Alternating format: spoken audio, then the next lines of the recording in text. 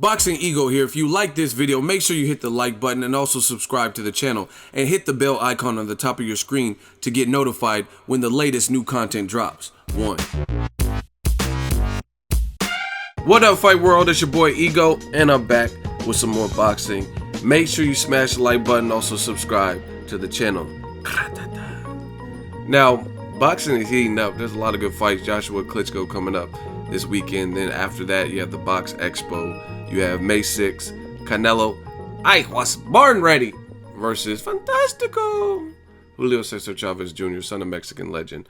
Now, there's a lot of talk in the boxing world. You know I've been keeping up with it. Ego Weight Watcher style, aka ILL, where I give you a look into the fighter's lifestyle, before, after, progress pics, especially if there's a fight coming up. So, Chavez Jr., he's slimmer than he's been really for any recent fight that I can think of. He hasn't fought at under 168 since like 2012 or something, 2013, right around there. So a lot of people question his ability to not only make the weight, but make the weight and resist a punch, make the weight and perform come fight night. Canelo is, for his part, moving up 10.5 pounds from what he last fought versus Liam Smith, 154. Somebody tried to correct me. They said he's not moving up. I hate to nitpick. He's not moving up 10.5 pounds. He's moving up 9.5. That is false, because he fought Liam Smith. Canelo fought Liam Smith in September in Texas at 154, not Canelo weight of 155. Therefore, 154, I'm not the smartest brother in the world, but 154 up to 164.5 is 10.5 pounds. Do the math. So, just had to clear that. But Chavez Jr., he's slim. He looks small. Some people are talking about his legs. Some people are saying his face looks sucked in. I mean, he hasn't had to make this weight. So, of course, he's going to look smaller than he has in recent camps, because he hasn't necessarily been a model of consistency when it comes to managing his weight, both in training camps and in his off season. So I think people are kind of maybe overreacting to the face. Oh, his legs, his face. I mean, he's smaller. That's what it is. That doesn't mean he won't be able to perform on fight night, because truth be told, at 54, 55, I seen Canelo. I really told you guys, I listen, don't take my word for it. I don't delete my videos. The Canelo versus Liam Smith fight, his very last fight, he had to make 154. And I told you in that video, I did a reaction video, immediate reaction after I watched the weigh-in, and I told you guys from my personal opinion on what I know about fitness and just watching boxing and stuff, it looked like Canelo struggled to make 54. He looked miserable at the weigh-in. If you don't believe me, go watch the weigh-in for Liam Smith, or go listen to my reaction video, and I said it there. So truth be told, Canelo had the same issue, and yet he was still able to perform and beat down on Liam Smith and force the stoppage. So it's really up to the individual.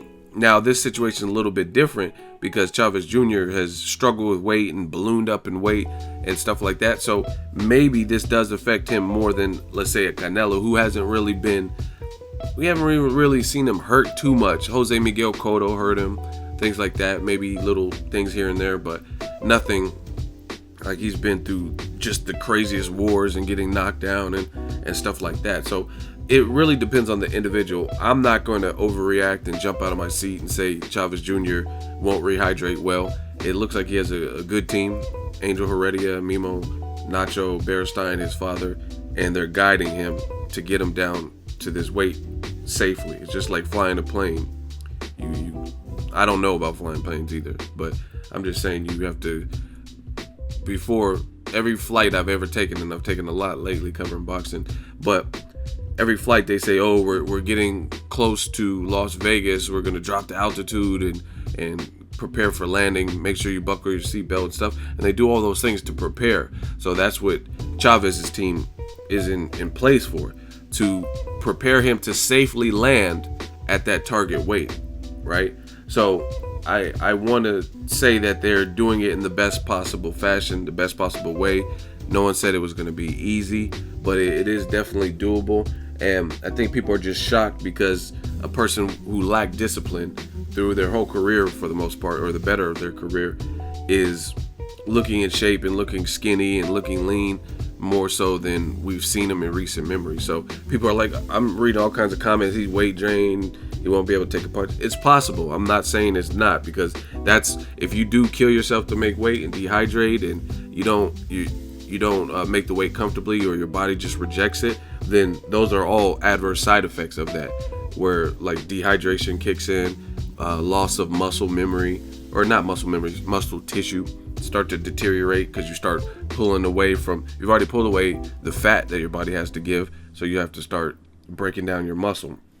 So I don't know, and I've been saying the same thing, so none of this is shocking to me. I told you guys for the longest, if you watch any of my videos, and I've done a lot of videos regarding this fight, I said this is a fight that they could have aptly named Weight Matters, because weight matters in this fight. You got one guy moving up 10.5 pounds, and he's never really even fought a guy that's that much bigger than him. A lot of the guys he fought were either his size or about his size, or smaller, and he fought a lot of smaller guys. Floyd Mayweather, Josito Lopez, Matthew Hatton, Ryan Rhodes, right? Shane Mosley. All these guys were smaller than Canelo, right? So that's one weight chronicle. And then the other is Chavez Jr., who hasn't fought under 168 and has had trouble even making that in multiple fights. Fonfara, I think the Reyes fight, all these fights, Wayne and Naked, all this stuff. And now he's coming down for the first time in, what was it, 2000, like 4 years or something.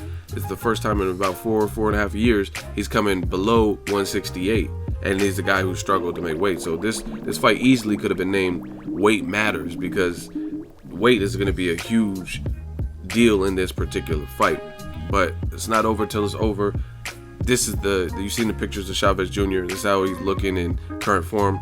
They said he's at 169.5, so he doesn't have much more to go. But what will he look like at the weigh-in? You know what I mean? And how is he going to rehydrate? I want to know from you guys. Me, I'm not going to overreact. I see Brandon Rios look worse than this to me at certain fights in his career, and he still performs, still got knockouts and stuff like that. So I think his team, I'm just going to bank on the fact that he has a team who have a science behind it, and they're going to try their best to guide him to this particular way. And they had plenty of time, right?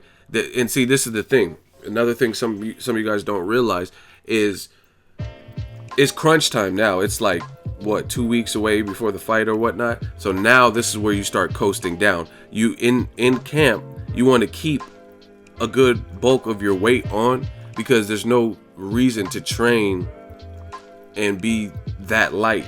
You know what I'm saying? Like you don't want to be too heavy to the point where when it comes time to to taper down, you can't do it because you're way too heavy. But you want to be within a certain target range, and then as the fight encroaches, then that's where you taper down and come down the remainder of the weight. But it doesn't make sense to spar at 169.5 or whatever he's weighing right now, looking skinny, and do all the hard work at that weight. You know what I mean?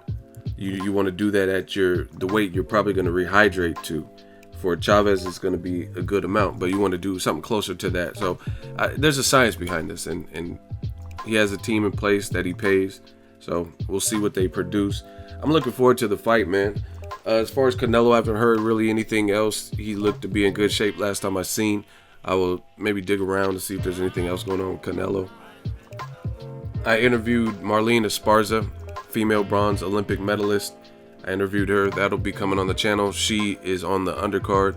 She gave her prediction, and it was actually a deep interview. We went for a while, and I want you guys to check that out. So, yeah, that's why I bring it up, because she's on the undercard of this. Shout out to my dude Joey Spencer and his dad, the Spencers. They're gonna be at the fight and helping Esparza. So I'm looking forward to it, man. I know a lot of people on this card. My dude Manuel Tino Avila, he's from the same area as me, 707. Shout out to that. I should be linking up with him in the next couple of days to get some footage. He's the one that is going to be, he's undefeated, and he's going to be fighting against Joseph Jojo Diaz Jr. And I think that's the co-main event. I know it's on the card, but I don't know the exact order, but that should be a good fight. In fact, aside from the main event, Canelo versus Chavez Jr., that's the fight I'm looking forward to the most, the Jojo Diaz, because I don't think that's a mismatch. Both fighters are unbeaten. Jojo Diaz looked good in his fight. I think he fought on the, I want to say Bernard Hopkins, Joe Smith Jr. undercard, and he looked good in that particular fight. And some of the other fights, they have names, but they're more mismatched. You know what I mean? David Lemieux versus Marco Reyes. Chavez Jr. already beat Reyes. He's been stopped in his last few fights, I think.